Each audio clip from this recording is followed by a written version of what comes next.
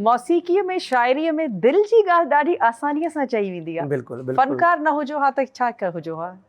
फनकार न हुजां त पोइ फनकारी हुजां, पोइ बि छोजी मुंहिंजी फनकार मोहबत हुजां। ॾाढी आहिनि जी जी अच्छा, हाणे जेके नवां फनकार अचनि था, हे डिजिटल फनकार आहे अॼुकल्ह, तव्हां जीअं ॾिसो था जी। सोशल मीडिया ते बि, तव्हां कीअं था ॾिसो इन्हनि खे? मुतमइन आहियो?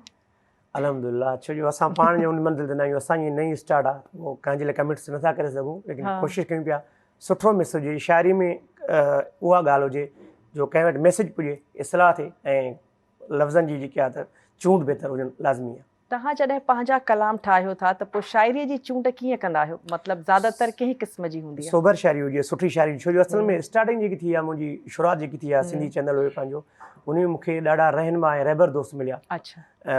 असांजा अमजद भाई आहे ऐं रुस्तम साहब हुयो ऐं असांजो जामड़ो साहब नालो मादर सां थोरो ज़िन में थो अचे।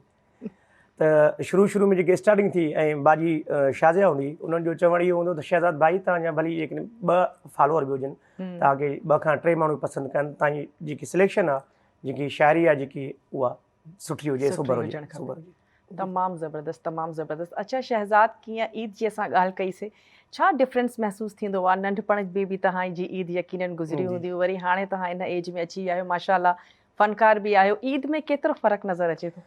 नंढपण वारी ईद जेकी हूंदी आहे उहा ईद हूंदी आहे, छोजो उन ईद में वालदेन शामिल हूंदा आहिनि, बाबा अमड़ हूंदी आहे, उहा ईद हूंदी आहे। ऐं जॾहिं इंसानु पंहिंजी मंज़िल अचे थो वञे त असांजी ईद घटि हूंदी आहे, असांजी ईद ॿियनि जे लाइ हूंदी आहे। हा, बस ज़िमेदारी वधी थी वञे। बिल्कुलु बिल्कुलु। चलो ज़बरदस्त।